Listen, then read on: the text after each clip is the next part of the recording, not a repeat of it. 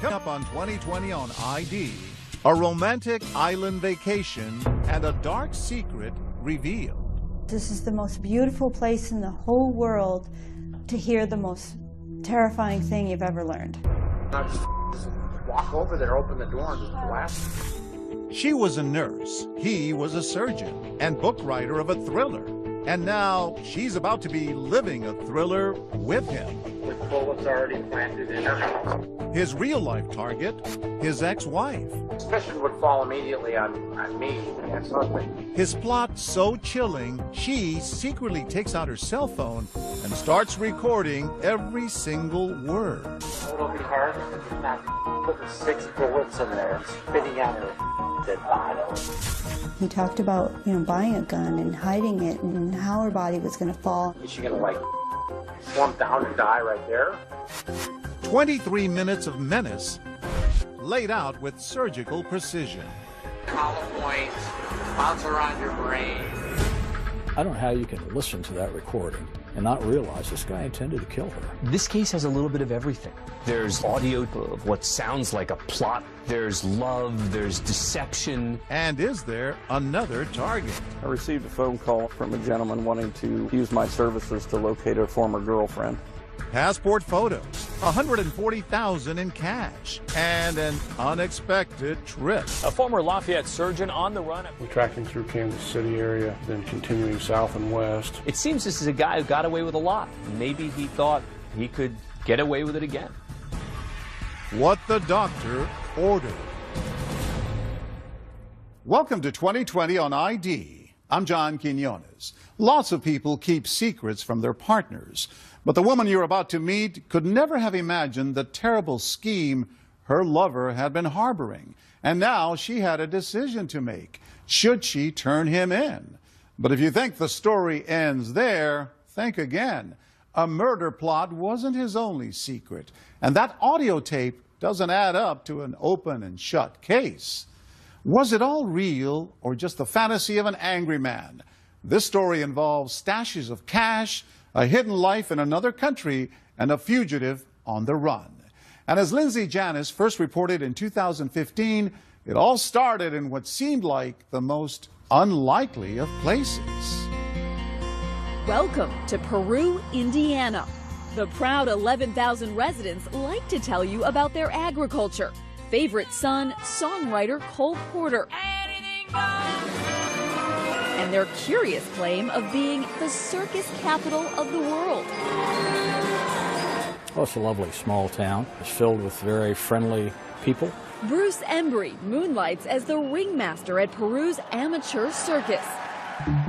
But in his day job, he's a city lawyer and about to be the prosecuting attorney in a big top spectacle unlike anything this town has ever hosted. I've been in this criminal justice business for 39 years. By far the most fascinating case that I've seen. A former Lafayette surgeon on the run. Detectives found a gun, a bag of clothing, and gloves. I thought I was reading a novel. I felt like this was a murder mystery. Stranger than fiction is good business for this local reporter from Indianapolis Monthly. At what point did you say, oh my gosh, this reads like a Hollywood script? The most interesting part is if he was going to murder his ex-wife, how he would do it in a strategic way, down to the detail. He is Dr. Gregory Conrath, a prominent orthopedic surgeon earning as much as $1.7 million a year, specializing in sports medicine, broken bones, and severe trauma. And he doesn't just treat the rich. These are images of Dr. Conrath donating his time and talent to the relief efforts in Haiti. He was at the top of his game, owning as many as 5 homes. But he's gone through a messy divorce with the mother of his 3 children. And as Dr. Conrath approaches the big 5-0, he turns to the website OurTime.com for some age-appropriate romance. He was looking for the same things, looking for a serious relationship. We seem to have similar things in common. Joanna is a nurse, mother, and divorcee too. She was impressed with her knight in shining armor from the start. So tell me about your first date. What was your first impression of Dr. Conrath? I walked up, he was standing at the bar, and so he turned around. He's a very good-looking guy. He introduced himself, and I'm pretty shy and laid back, so he did most of the talking, so I was okay with that. What did you think of him? You know, I think I instantly liked him, was attracted to him. And charming? He's charming, so he always grabs the center of the stage. Charming, bold, and according to some, a big spender. A big spender, absolutely. And a big drinker. Stephen Focht owns Peru's local watering hole, Boondocks, where the doctor's orders usually called for a whole lot of vodka. He walked into our bar one night and he ordered maybe 40 shots. This went on maybe 5 or 6 times. They weren't consuming all 40 shots. They were sharing it around the bar. It was everybody. I believe he had probably spent about $3,000 in our restaurant bar that night. He has extensive hobbies too. An avid climber, Greg Conrath is one of less than 300 people to have climbed the highest point on all 7 continents. When you climb a mountain, you're going to get views you would never get anywhere else. You can't drive to these kind of views. He even published a novel, The Children Are Finally Safe, an international spy thriller. This all has Joanna thinking she's hit the jackpot. He was always a gentleman, always came down to pick me up. Lots of times he brought, you know, flowers or something. And at what point did you decide to take the relationship to the next level? We started dating in September, and then Christmas he said, I think it'd be fun living with you. And Joanna leaves her home and job an hour away and sets out for a new life with Greg Conrath in Peru. Soon, they're sharing everything, a house and a joint checking account. Did you meet friends of his? I met his mom, I met his children. We went to his children's games. We sat next to his ex-wife. What did you think of her, Anna?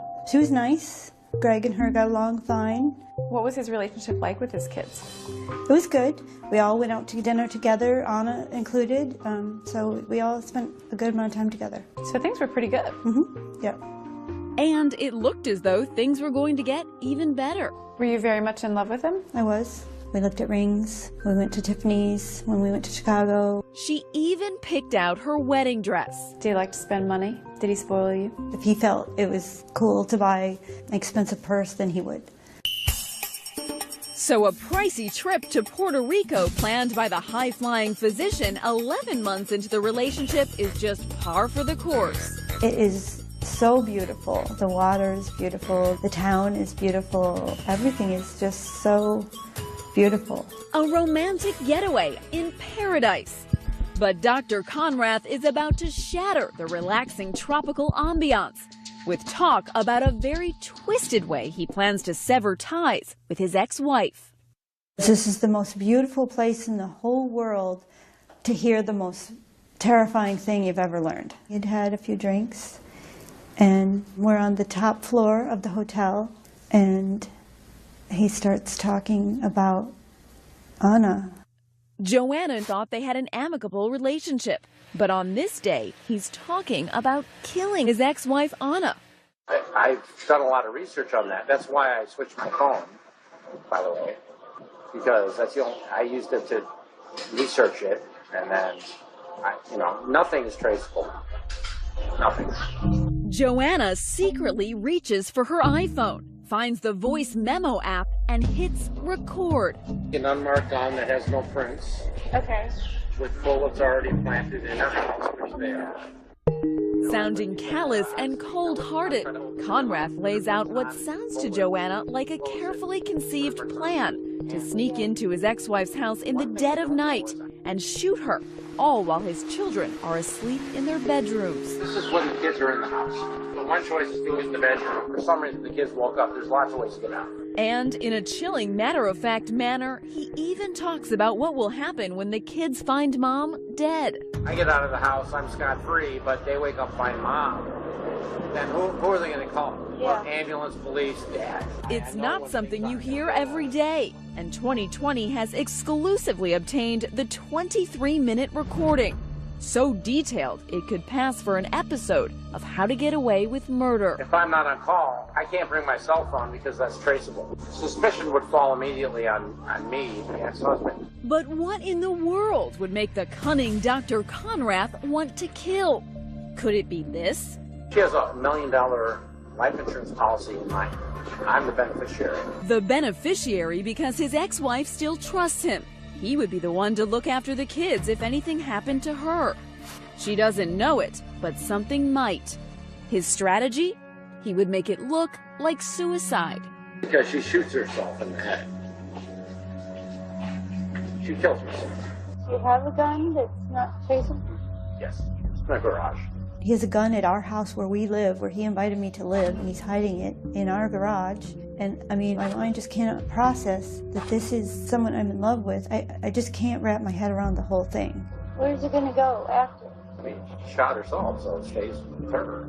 I've never touched with my hands. Okay. Even when I took it to a shooting range, I wore latex gloves. After I do that, I put her prints on the bullets, close it, put her prints on the handle. He lays out his challenges. One thing I don't know is she gonna like slump down and die right there? That'd be ideal, but maybe she'll writhe around and start making noise. And calculates his risks. I already drove over there twice. Ready to go. Both times, something happened. And now he says time is running out. Anna is planning to take the kids and move from the home she and Greg once shared in nearby Lafayette to Chicago, more than 2 hours away. I think the turning point when he got really, really agitated and upset was when he found out that his ex-wife had planned a garage sale at the Lafayette home. And I think it was realization that she was definitely moving. He was angry. Yes. I just couldn't register why he would be so angry about them moving, because we went to Chicago all the time. And it wasn't until we went to Puerto Rico that I understood. There was a code on the garage, you know, that he knew in the Lafayette house. And in Chicago, he didn't have any access to get into the Chicago house. For Conrath, it seems the race is on. It has to be done before they move. Cannot be done in Chicago. There's only one other voice heard on that recording. An unassuming bartender, unwittingly adding fuel to the fire. Want one more, honey? I'll take one more. I'll give her one more. I'll drink it if she doesn't. You know Greg really well. You spent a year with him. Do you really think he was going to kill his ex-wife? Yes, no doubt in my mind. What do you think of this morally? I think it's justice. Who wronged something to right? God's gonna strike her down. Perhaps God is listening. At the end of the recording, church bell from a nearby Catholic church. The irony is not lost on Joanna. What is with that bell? It's time for church. Time for church. Saved by the bell, literally.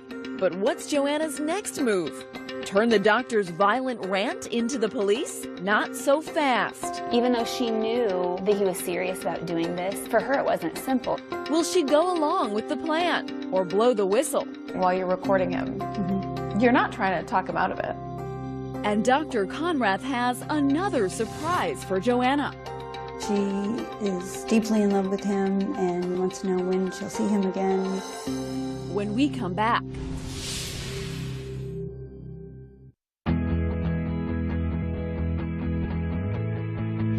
11 months into a whirlwind romance, Joanna and her boyfriend, Dr. Greg Conrath, are on vacation in sunny Puerto Rico.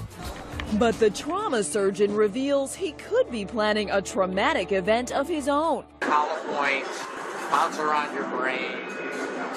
What? It's got to penetrate your skull, but not go through the other side and mess up in there. He's talking about killing his ex-wife.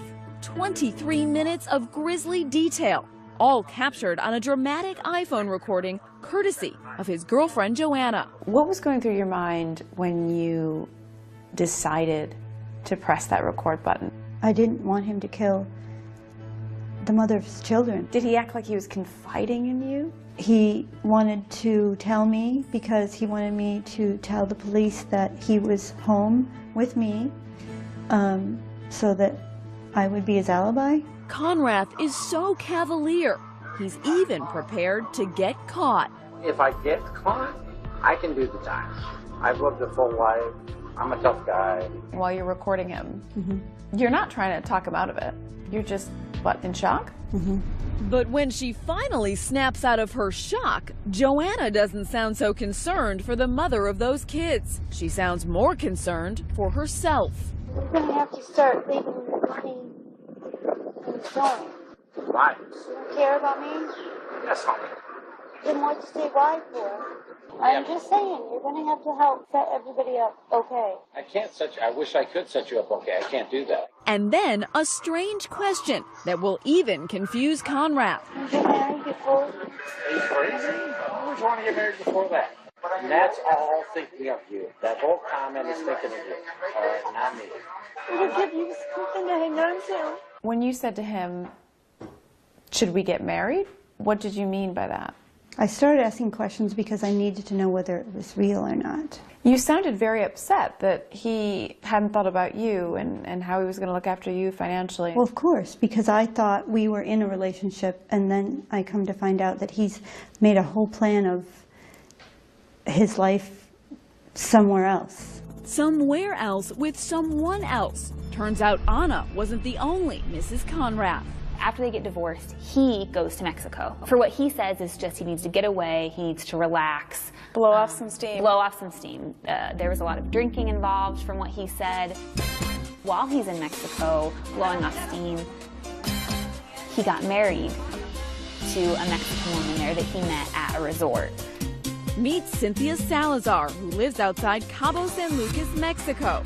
She's the doctor's current wife. When did you find out about the wife in Mexico? On the trip in Puerto Rico.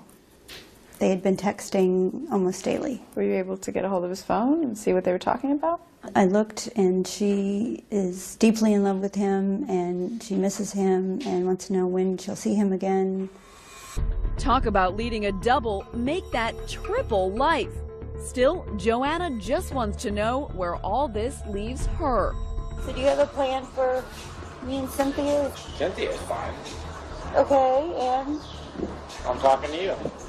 Nobody else knows this. Nobody. I said, do you have a plan for me and Cynthia as well? And you said Cynthia's fine, so that means she must have a plan for me too. Kidding me? Like that? Cynthia's fine. She doesn't need anyone to take care of her. She's got $140,000 of my money. A full life, family, and stuff like that. I can't do that for you right now. You want me to wait? I don't want you to do anything. I don't need your help. I planned this out as something I would do by myself. Did he think you were going to go along with the plot at this point? I think he assumed. I think he didn't know me at all.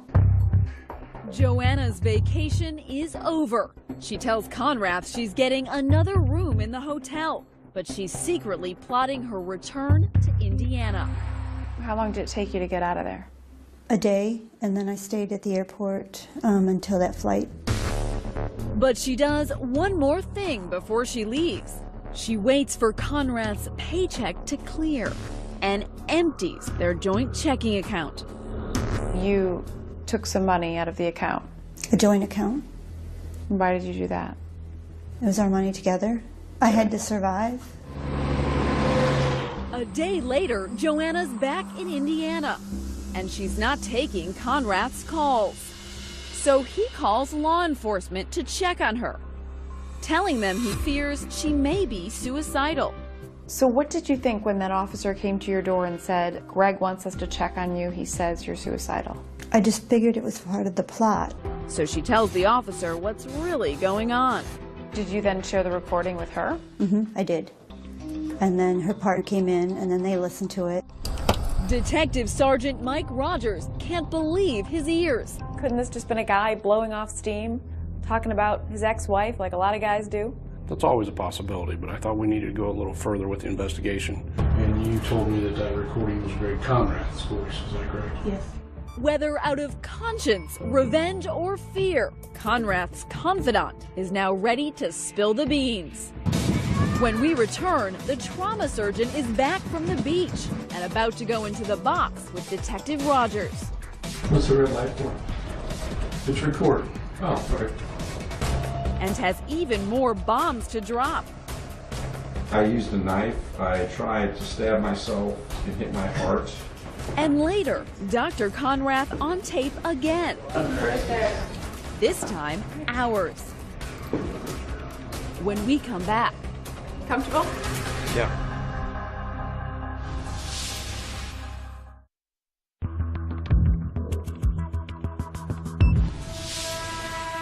Joanna's just turned in her boyfriend, 49-year-old Greg Conrath, doctor and divorcee, with that incriminating recording about how he would kill his ex-wife.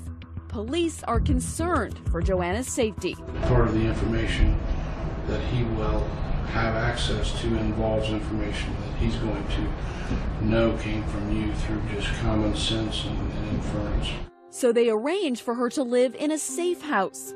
And meanwhile, Dr. Conrath's come back to an empty house. Detective Mike Rogers calls him in for questioning. I want to cut to the chase and find out why I asked you to come here. And gets right to the point. I've uncovered some concerning conversation between you and Joanna about you wanting to kill Anna. Okay? I'm here to get your side of the story. And Conrath is happy to spin his own yarn. There's a difference between, like, ranting about my ex-wife, or, I'm sure she does the same thing about me, to her friends. If they're actually saying, yeah, I'm seriously, thinking about somehow killing her, then yeah, that's obviously a different issue. Those are the things that I want to get into. I mean, I think we can talk until we get to a point. If you want to keep talking and then we need to get an attorney, then yeah, we have to wait and get an attorney. I can't afford one. I have $60 to my name right now because Joanna took all my money. And that's the first hint this successful Indiana surgeon who was once raking in $1.7 million a year has hit the skids, personally and financially. I had some issues with my ex-wife. She's going to move the kids to Chicago, and they're very unhappy about that. And I am too, put myself in a bad position financially. Tell me the sources of your income, if you don't mind. Basically, I make $575 a year. Half of it goes to Anna, half of it goes to me. Conrath tells Rogers his ex-wife Anna cleaned him out in their divorce. Their 5 homes, retirement funds, stocks and bonds, she got them all. My attorneys were terrible, her attorneys were really good, and basically lost everything to her. Couple that with a gambling problem. Conrath makes a startling admission. He once tried to do himself in. Any suicidal tendencies in your background? Oh yeah, I tried to kill myself once when I was in Mexico. Mexico, where he met wife number 2, Cynthia Salazar. But a new romance wasn't enough to cure what ails this dispirited doctor. I used a knife. I tried to stab myself and hit my heart, and then I tried to slit my throat and missed my carotid, which I was trying to hit. I mean, pretty bad for a surgeon. Were you becoming more convinced that this is a man planning to commit murder? More convinced you wouldn't talk about the gun at all. Do you own any firearms? Does that have to do with this death threat thing? Just a simple question, do you own any firearms? Yeah, I want an attorney for that one. Finally, the ever-talkative Dr. Conrath realizes it's time to clam up. And as hours pass, the cops may have a motive, but still don't have a crime. Well, at this point, you're free to go. Detective Rogers will search this humble rental home Conrath and Joanna were sharing. And in the garage, they hit pay dirt. This is a photograph of the garage. The gun was actually located in this bag. And we found everything he said he had laid out in that house. Prosecutor Bruce Embry says the physical evidence is a turning point in the investigation. There's a set of scrubs and a set of sweats in the area, which is what he said he was going to wear. It all added up. And what was in his ex-wife Anna's house? She found the bullets that he said he'd planted in the house. How did Anna react? When she listened to the recording, read the transcript, and then discovered the bullets in her house, she was frightened. So in your opinion, he was absolutely planning to commit murder? I was convinced at that point, and I still am, that he intended to kill his ex-wife. So we charged him with attempted murder. Conrath gets a lawyer, defense attorney Eric Honeyegger. The actual tape was his own words. And I thought there was a fairly good likelihood that the jury would convict him based on that. And to the prosecution, the case looks open and shut. A motive, a weapon, and the doctor's bone-chilling prognosis on that recording. Is she gonna like slump down and die right there? That'd be ideal. But in keeping with the spirit of this strange saga, Conrath won't stand trial because he never actually acted on his words. You decided to drop those charges. Ultimately, we had to. You had to be in the vicinity with the means to commit the murder. We couldn't get the case past the judge. There's no question that in certain other states, he could have and would have been charged with attempted murder and very likely convicted. So it looks as if the would-be killer Dr. Conrath is going to get off scot-free. So why is he in jail? It seems this is a guy who got away with a lot. Maybe he thought he could get away with it again. When we come back, Dr. Conrath sets his sights on Joanna. I received a phone call from a gentleman wanting to use my services to locate a former girlfriend. And I'm thinking, if you've got the contact phone number for this lady, why aren't you calling me? And puts his surgical skills to another use. Then we had a call that he had been getting passport pictures shot. He not only got passport pictures, but he asked them for a ruler, got out his driver's license and measured the size of the photograph of the driver's license. One might guess that he's going to try to find some ID someplace. Stay with us.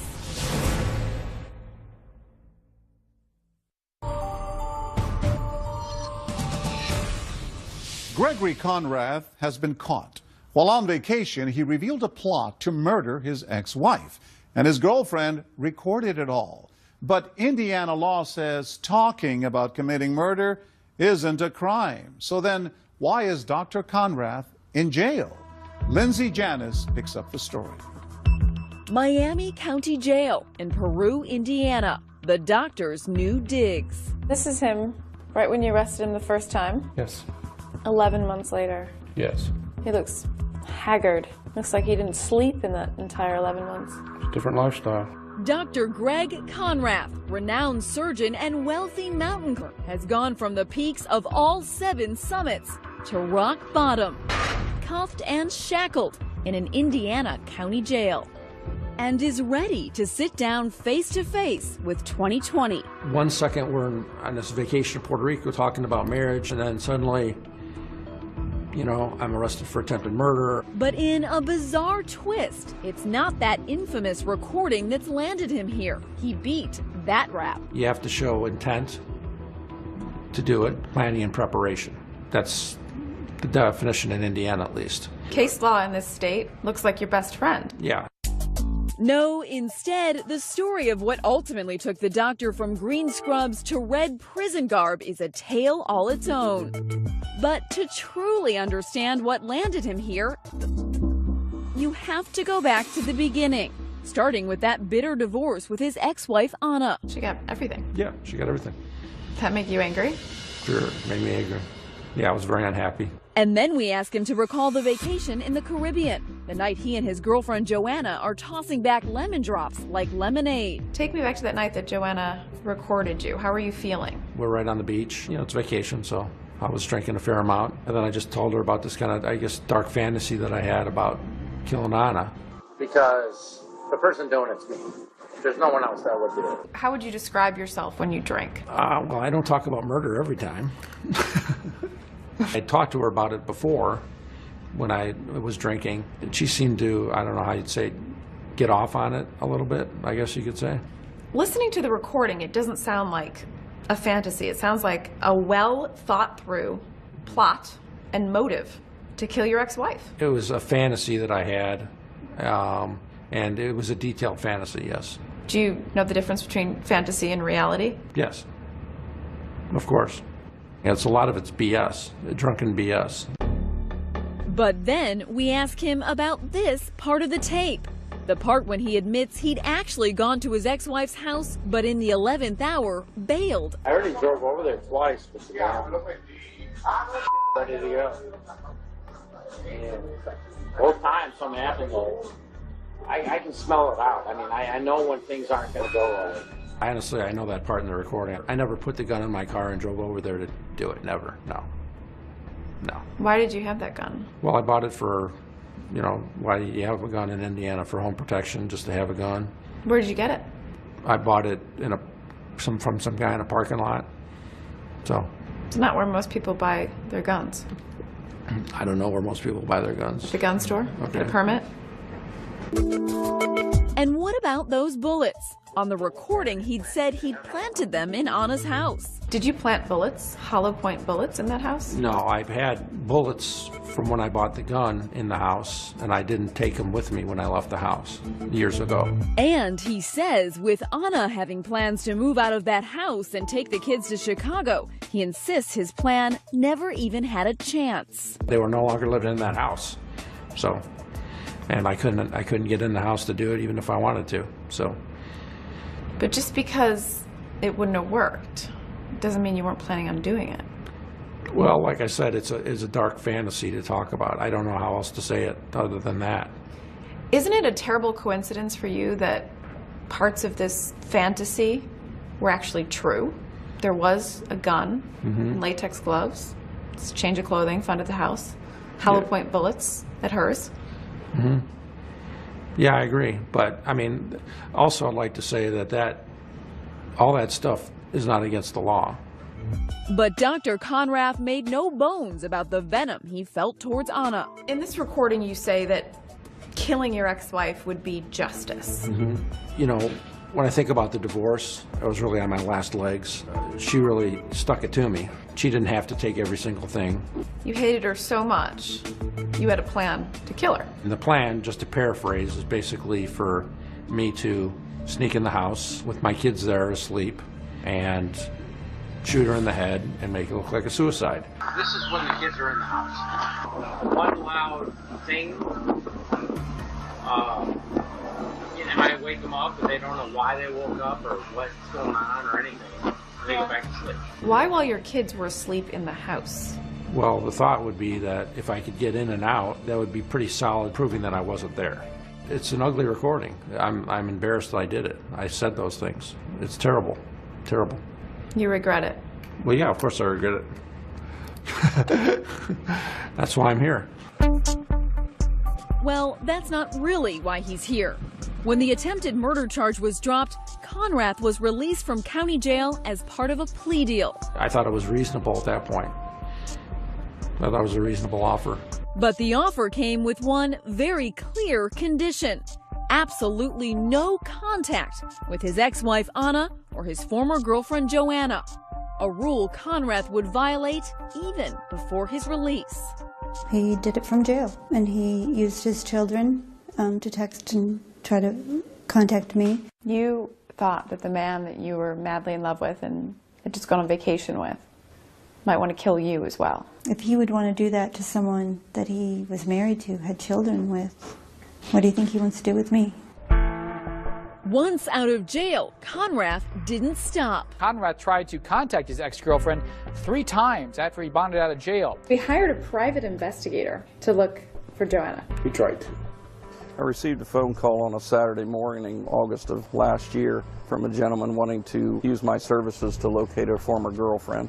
Dale Seward is the private investigator Conrath hired. He's got a piece of paper in there with her information, and I'm thinking, if you've got the contact phone number for this lady, why aren't you calling her? But it was yet another piece of paper, Seward says, that really raised flags. He'd written me a $150 check and put it in the envelope. He's got on there Conrath, and it's a $150 check, and he's got a Post-it note on it that says, please don't cash till Friday. You thought, how come a doctor can't write a check for $150 bucks? Yeah. The private eye quickly figured out who Conrath was and alerted the cops. I missed her. You know, I missed the relationship. I wanted to know what happened. I wanted to get some closure. But Conrath wasn't done breaking the rules. With his passport confiscated, he heads over to this local Walgreens. Then we had a call from a woman telling us that he had been in getting passport pictures shot. He not only got passport pictures, but he asked them for a ruler, got out his driver's license and measured the size of the photograph of the driver's license. One might guess that he's going to try to find some ID someplace. But Conrath has one last trick up his sleeve. The doctor is on his way for an unscheduled house call. So he cuts his bracelet off there. And when's the next point that you pick him up? A former Lafayette surgeon on the run. We tracked him through Kansas City area, then continuing south and west through the New Mexico-Arizona border. Stay with us.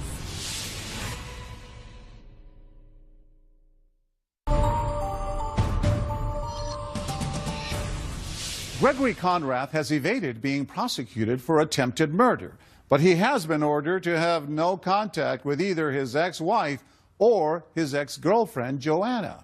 Still, it didn't take long before he broke that bargain, and that's not the only thing he broke. Here again is Lindsay Janis. Dr. Greg Conrath is a man on the run. After violating no contact orders and purchasing photos for a passport he's not allowed to have, he's gone missing. My prediction was he would be in Mexico within 30 days of being released. He surprised me. He tried it in 14 days. He had a wife in Mexico, and a substantial amount of money had been forwarded to her prior to his arrest. Cynthia's fine. She doesn't need anyone to take care of her. She's got $140,000 of my money. The disgraced surgeon was supposed to be on home detention when he recklessly cuts off his ankle monitor and leaves it on the side of the road. A former Lafayette surgeon on the run. Conrath is traveling alone, and for a man who says he likes to fantasize, he didn't conjure up a very good escape plan. So he cuts his bracelet off there. And when's the next point that you pick him up? I started getting information that he's over around western Illinois, Missouri area. There's a Wendy's. Conrath's debit card pings at the fast food joint. Surely he should have known that you could track him. Yeah, you'd think so. And he uses his cell phone, which leaves a digital footprint. We tracked him through Kansas City area, then continuing south and west along I-40 through the New Mexico-Arizona border. He was then arrested tonight, just a mile outside of Flagstaff. How long did it take him to get to Arizona? About 2 days. Another, what, half a day, and he would have been in Mexico? Probably. He had stolen a license plate and switched plates on his car. So I think that bought him some time. And he'd packed for quite a while. This is what his car looked like, is that right? Yes, that's what was found at the scene of the traffic stop along I-40. In his car, 40 pairs of shoes and just about everything he owns. Kitchen utensils, pots, pans. The jig is up. Conrath pleaded guilty to stalking charges and fleeing. And despite beating that attempted murder rap, he was sentenced to 10 years in state prison. He could be out in 6. Getting a 10-year sentence for stalking, especially doing what I did, which is very benign, is pretty extreme. That's extreme. Sounds like you're feeling sorry for yourself. I think I was treated unfairly, yes. I think the judge and a lot of people did not forget about the attempted murder charge like you should, because it's dropped.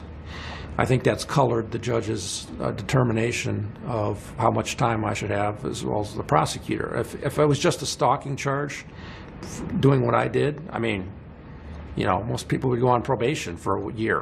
Prosecutor Bruce Embry disagrees. He was attempting to find her address.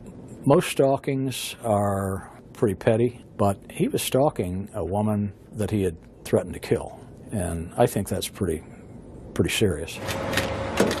Perhaps Conrath got off easy. Remember his boasting on that recording? Honestly, I could suck up 30 years of jail time in the end. I can do the time. Still think you can do hard time? I'm actually looking forward to going to prison. It's a lot easier to do your time in prison than in a county jail. There's a lot more to do. I'm gonna write another novel? I've thought about writing a sequel to the one I wrote already, or maybe something about my life, I don't know. A New York Times bestseller? More like a sad commentary. You know, my career as an orthopedic surgeon is ruined. Never going to do that again. How do you reconcile that man doing charitable work in Haiti, operating on victims there, and the man in jail right now? What I do is I'm a doctor, I take care of people, and if I said some stupid things, then, I mean, I'm paying for it. What a thing to throw away. All that education, the potential income, but he made a series of really bad decisions that have led him to another series of bad decisions, and here we are. Is it possible we'll never know whether he intended to kill his ex-wife? Oh, I don't think we'll ever know any more about this than we know right now. It will always be a mystery.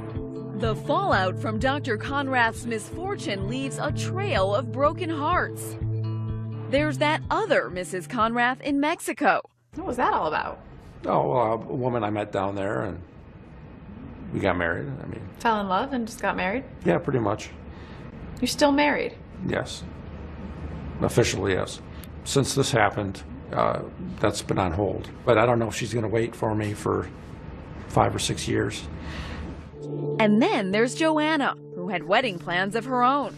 This is the dress I intended to wed Greg in, which I now call the killer dress. What was Joanna's motivation, do you think, in courting you? Well, that's been a real stickler for me. That day we were talking about marriage, and then 2 days later she's on a flight back, you know, with this tape recording. I think she truly was thinking I was serious and truly thought she was doing the right thing. How do you go to work every day and save lives and work on patients, and then at night plan to kill someone? How do you do that? And that brings us to Anna, the ex-wife and one-time target of his so-called fantasy murder plot. She declined to talk to 2020, but in perhaps the most unbelievable twist of all, Dr. Conrath confessed this. Do you still have feelings for Anna? Yeah, I think I still love her. Would you ever want to get back together with her? I think it'd be good for the kids, but that's never going to happen. She's let me talk to him, which is great. Definitely keeps me going. Sounds as if the women caught in Conrath's tangled web will be entangled forever. Do you have any message to send to anybody? Just, you know, watch what you say in front of your girlfriends. As of 2016, Gregory Conrath remains in prison. His earliest scheduled release date is 2022, and his no-contact order with both Anna and Joanna is still in effect. I'm John Quinones. Please join us next time for another edition of 2020 on ID.